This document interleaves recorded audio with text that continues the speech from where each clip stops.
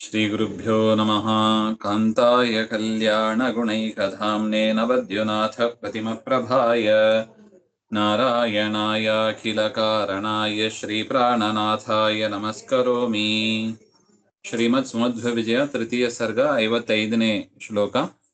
ಸಾಕ್ಷಾದಥೋಪನಿಷದೋ ವಿಭುರೈತರೇಯಾಃ ಪಾಠಚ್ಛಲೇನ ವಿಜನೇರ್ಥರಸಾನ್ ಬ್ರುವಾಣಃ ಅಧ್ಯಾಪಕಾಯ ವಿತತಾರ ವಿಮೋಕ್ಷ ಬೀಜಂ ಗೋವಿಂದ ಭಕ್ತಿಮುಚಿತಾಂ ಗುರುದಕ್ಷಿಣಾಂ ಸಹ. ಅಥ ಅನಂತರ ಸಹ ವಿಭುಃ ಸಮರ್ಥರಾದ ವಾಸುದೇವ ಏಕಾಂತ ಪ್ರದೇಶೇ ವಿಗತ ಜನ ಅಂತ ಇದೆ. ವಿಗತ ಜನ ಯಸ್ಮಾತ್ ತಸ್ಮಿನ್ ಏಕಾಂತ ಪ್ರದೇಶೇ, ಏಕಾಕಿಯಾಗಿ ಇರುವಾಗ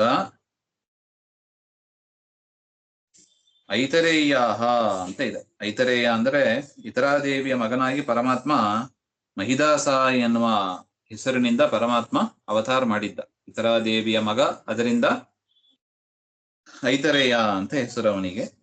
ತೇನ ದೃಷ್ಟ, ಅವನು ಋಷಿಯಾಗಿರತಕ್ಕ ಒಂದು ಉಪನಿಷತ್, ಪರಮಾತ್ಮನೇ ಋಷಿಯಾಗಿರತಕ್ಕ ಐತರೇಯ ಉಪನಿಷತ್ ಅಂತ ಅರ್ಥ. ನೋಡಿ, ಆಚಾರ್ಯರು ಹೆಚ್ಚು ಸಮಯ ಉಪನಿಷತ್ತಿನ ಪಾಠದಲ್ಲೇ ಸ್ಪೆಂಡ್ ಮಾಡಿದ್ದಾರೆ. ಅದರಿಂದ ಉಪನಿಷತ್ ಭಾಷ್ಯ ಇದು ನಮಗೆ ಅತಿ ಅಮೂಲ್ಯವಾದ ಒಂದು ಕೊಡುಗೆ ಆಚಾರ್ಯರದ್ದು. ಅದನ್ನ ನೆನಪಿಸುವ ಒಂದು ಶ್ಲೋಕ ಇವೆಲ್ಲ. ನಿರಂತರ ನಾವು ಉಪನಿಷತ್ ಚಿಂತನೆ ಮಾಡಬೇಕು ಎಂಬ ಒಂದು ಸೂಚನೆಯನ್ನ ಆಚಾರ್ಯರು ತಿಳಿಸಿಕೊಡ್ತಾ ಇದ್ದಾರೆ. ಆ ಒಂದು ಐತರೇಯ ಉಪನಿಷತ್ತಿನ ಪಾಠಚ್ಛಲೇನ ಪಾಠವ್ಯಾಜೇನ ಅಧ್ಯಾಪಕಾಯ ಸಾಕ್ಷಾತ್ ಅರ್ಥರಸಾನ್ ಬ್ರುವಾಣ ಸನ್.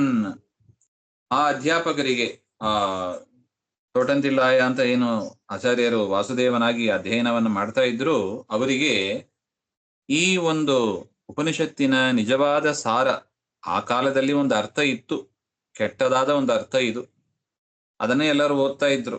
ಅದನ್ನು ಬಿಟ್ಟು ಆಚಾರ್ಯರು ನಿಜವಾದ ಉಪನಿಷತ್ತಿನ ಅರ್ಥ ಅದನ್ನ ಅವರಿಗೆ ತಿಳಿಸಿಕೊಟ್ರಂತೆ. ಅರ್ಥರಸಾನ್ ಬರಿತಾರೆ ನೋಡಿ, ಅರ್ಥ ಶ್ರೇಷ್ಠಾನ್ ಅಂತ ಅರ್ಥ, ಶ್ರೇಷ್ಠವಾದ ಅರ್ಥ. ಆಚಾರ್ಯರು ಮಾಡಿದ ಅರ್ಥ ಉಪನಿಷತ್ತುಗಳಿಗೆ ಅತ್ಯದ್ಭುತವಾದ ಶ್ರೇಷ್ಠವಾದ ಅರ್ಥ. ಬೇರೆಯವರ ವ್ಯಾಖ್ಯಾನಗಳಿಗೆ ಇದು ಸರಿಸಾಟಿನೇ ಅಲ್ಲ, ಅಷ್ಟು ಉತ್ತಮವಾದ ಅರ್ಥವನ್ನ ಆಚಾರ್ಯರು ಕೊಟ್ಟಿದ್ದಾರೆ ನೋಡಿ. ರಸಃ ಸಾರೋ ವರಶ್ಚ ಇತಿ ಶಬ್ದಾಃ ಏಕಾರ್ಥವಾಚಕಾಃ ಇತ್ಯುಕ್ತೆ. ವರ ಶ್ರೇಷ್ಠವಾದ ಅರ್ಥ, ರಸ ಅಂದ್ರೆ ಅರ್ಥರಸಾನ್. ಅದನ್ನ ಆಚಾರ್ಯರಿಗೆ ಹೇಳ್ತಾ, ಅಂದ್ರೆ ತೋಟಂತಿಲಾಯರಿಗೆ ಹೇಳ್ತಾ, ವಿಮೋಕ್ಷ ಬೀಜಂ, ಮೋಕ್ಷಕ್ಕೆ ಬೀಜ ಅಂದ್ರೆ ಕಾರಣ ಅಂತ ಅರ್ಥ. ಮರ ಹುಟ್ಟೋದಕ್ಕೆ ಕಾರಣವಾಗಿರೋದ್ರಿಂದ ಅದನ್ನ ಬೀಜ ಅಂತ ಕರೀತಾರೆ.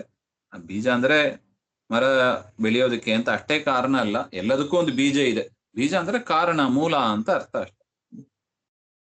ವಿಮೋಕ್ಷ ಬೀಜಂ, ಮೋಕ್ಷಕ್ಕೆ ಬೀಜವಾದದ್ದು ಅಂದ್ರೆ ಮೋಕ್ಷಕ್ಕೆ ಕಾರಣವಾದದ್ದು ಯಾವುದು? ಅದು ಗೋವಿಂದ ಭಕ್ತಿ, ಪರಮಾತ್ಮನಲ್ಲಿ ಮಾಡಬೇಕಾದ ಭಕ್ತಿ. ಏನೇ ಶಾಸ್ತ್ರ ಓದಿದರೂ ಕೂಡ, ಪರಮಾತ್ಮನ ತತ್ವಜ್ಞಾನವನ್ನ ಕೇಳಿದರೂ ಕೂಡ, ಹರಿಕಥಾ ಶ್ರವಣ ಮಾಡಿದರೂ ಕೂಡ, ಅದು ಭಗವದ್ ಭಕ್ತಿಯಲ್ಲಿ, ಗೋವಿಂದ ಭಕ್ತಿಯಲ್ಲಿ ಅದು ಪರ್ಯವಸಾನ ಆಗಿಲ್ಲ, ಕನ್ವರ್ಟ್ ಆಗಿಲ್ಲ ಅಂದ್ರೆ ಆ ಎಲ್ಲಾ ಕೆಲಸವೂ ಕೂಡ ಶ್ರಮ ಏವಹಿ ಅಂತಾರೆ. ನಾವು ಈಗ ಕೇಳ್ತೀವಿ, ಸುಮಧ್ವ ವಿಜಯ ಕೇಳ್ತೀವಿ, ಹೇಳ್ತೀವಿ. ಇದರಿಂದ ಏನಾದ್ರೂ ನಮಗೆ ಭಕ್ತಿ, ಗೋವಿಂದ ಭಕ್ತಿ, ಹರಿವಾಯು ಗುರುಗಳಲ್ಲಿ ಭಕ್ತಿ ಬಂದರೆ ಹೌದು, ಹೇಳಿದ್ದು ಕೇಳಿದ್ದು ಸಾರ್ಥಕ. ಇಲ್ಲದಿದ್ರೆ ಶ್ರಮ ಏವಹಿ ಕೇವಲಂ ಅಂತ ಭಾಗವತದಲ್ಲಿ ಎಚ್ಚರ ಕೊಟ್ಟಿದ್ದಾರೆ. ಅದರಿಂದ ಆ ಜೀವನ ಆಗಲಿ, ನಮ್ಮ ಲೈಫ್ ಆಗಲಿ, ಅಥವಾ ಒಂದು ದಿವಸ ಆಗಲಿ, ಅಥವಾ ಪಾಠ ಕೇಳುವ ಕೆಲವು ನಿಮಿಷಗಳಾಗಲಿ, ಅದು ಸಾರ್ಥಕ ಆಗಬೇಕು ಅಂದ್ರೆ, ಒಂದು ದಿನ ಸಾರ್ಥಕ ಆಗಬೇಕು, ಭಗವಂತನಲ್ಲಿ ಭಕ್ತಿ ಮಾಡಬೇಕು. ಒಂದು ವರ್ಷ ಸಾರ್ಥಕ ಆಗಬೇಕು, ಗೋವಿಂದನಲ್ಲಿ ಭಕ್ತಿ ಮಾಡಬೇಕು. ಇಲ್ಲದಿದ್ರೆ ಯಾವ ಕಾಲವ ಆಗಲಿ, ಯಾವ ಕರ್ಮ ಆಗಲಿ, ಅದೇನಾಗೋದಿಲ್ಲ, ಮೀನಿಂಗ್ಫುಲ್ ಆಗೋದಿಲ್ಲ, ವೇಸ್ಟ್. ಅದರಿಂದ ಆ ಗೋವಿಂದ ಭಕ್ತಿ ಅದೇ ಮೋಕ್ಷಕ್ಕೆ ಕಾರಣ. ಭಕ್ತಿ ಇದ್ದವರಿಗೆ ಮೋಕ್ಷ ಗ್ಯಾರಂಟಿ.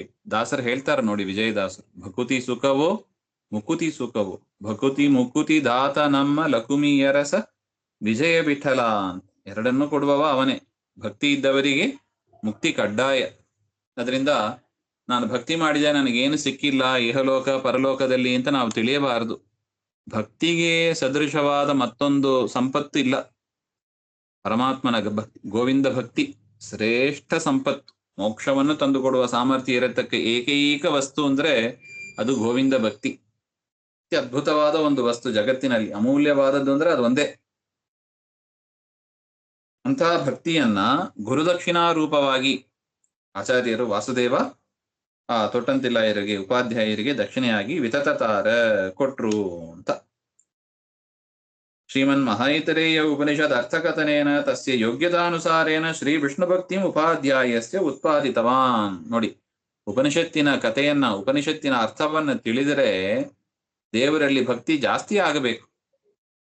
ದೇವರಲ್ಲಿ ಯಾವ ಗುಣಗಳೂ ಇಲ್ಲ, ದೇವರು ನಿರ್ಗುಣ ನಿರಾಕಾರ ಅಂದ್ರೆ ಏನ್ ಭಕ್ತಿ ಬರ್ಲಿಕ್ಕೆ ಸಾಧ್ಯ? ಇರುವ ಚಾರು ಚೂರು ಭಕ್ತಿ ಒಟ್ಟೋಗ್ತದೆ. ಓ, ದೇವರಲ್ಲೇ ಏನು ಇಲ್ಲ, ನಮ್ಮಲ್ಲಿ ಇನ್ನೇನಿದೆ ಹಾಗೆ ಅಂತ. ನಿರ್ಗುಣ ನಿರಾಕಾರ ಅಂತ ವ್ಯಾಖ್ಯಾನ ಮಾಡಬಾರದು. ಆಚಾರ್ಯರು ಹೇಳುವ ರೀತಿಯಲ್ಲಿ ಆ ಉಪನಿಷತ್ತಿಗಳ ಅರ್ಥವನ್ನ ಒಂದು ಬಾರಿ ಆದರೂ ಕನಿಷ್ಠ ಜೀವನದಲ್ಲಿ ಕೇಳಬೇಕು. ನಾವೆಲ್ಲ ಮಧ್ವರಾಗಿ ಹುಟ್ಟಿದ್ದೀವಿ ಅಂತ. ಅದೇನಾಗ್ತದೆ, ಅದನ್ನ ಕೇಳಿದ್ರಿಂದ, ಆಚಾರ್ಯರ ಮುಖದಿಂದ ಕೇಳಿದ್ರು, ಆ ಉಪಾಧ್ಯಾಯರ ಅವರ ಯೋಗ್ಯತೆಗೆ ತಕ್ಕಂತೆ ಪರಮಾತ್ಮನಲ್ಲಿ ವಿಷ್ಣು ಭಕ್ತಿಯು ಬೆಳೆಯಿತು ಅಂತಾರೆ. ನೋಡಿ, ಉಪನಿಷತ್ತಿಗೆ ಸರಿಯಾಗಿ ಶ್ರವಣ ಮಾಡಿದರೆ ಅದರ ಸಾಮರ್ಥ್ಯ ಏನು? ಪರಮಾತ್ಮನಲ್ಲಿ ಭಕ್ತಿಯನ್ನು ಮೂಡಿಸ್ತಕ್ಕದ್ದು ಅಂತ ಅರ್ಥ. ಇದೇ ಆಚಾರ್ಯರು ಕೊಟ್ಟ ಗುರುದಕ್ಷಿಣೆ. ಗುರುಗಳ ಹತ್ರ ಪಾಠ ಓದಿದ ಮೇಲೆ, ಪಾಠ ಮುಗಿದ ಮೇಲೆ ಗುರುದಕ್ಷಿಣೆ ಕೊಡಬೇಕು ಅಂತ ಕ್ರಮ ಇದೆ. ಆಚಾರ್ಯರು ಕೊಟ್ಟ ಗುರುದಕ್ಷಿಣೆ ಅಂದ್ರೆ ಯಾವುದು? ಮೋಕ್ಷ ಬೀಜಂ, ಗೋವಿಂದ ಭಕ್ತಿಯನ್ನೇ ಗುರುದಕ್ಷಿಣೆಯಾಗಿ ಕೊಟ್ರು ಅಂತ ಹೇಳ್ತಾ ಇದ್ದಾರೆ. ಸಾಕ್ಷಾದಥೋಪನಿಷದೋ ವಿಭುರೈತರೇಯಾಃ ಪಾಠಚ್ಛಲೇನ ವಿಜನೇರ್ಥರಸಾನ್ ಬ್ರುವಾಣಃ ಅಧ್ಯಾಪಕಾಯ ವಿತತಾರ ವಿಮೋಕ್ಷ ಬೀಜಂ ಗೋವಿಂದ ಭಕ್ತಿ ಮುಚಿತಾಂ ಗುರುದಕ್ಷಿಣಾಂ ಸಹ. ಶ್ರೀಮಧ್ವಾಂತರ್ಗತ ಶ್ರೀಕೃಷ್ಣಾರ್ಪಣಮಸ್ತು. ಶ್ರೀಹರೇ ನಮಃ.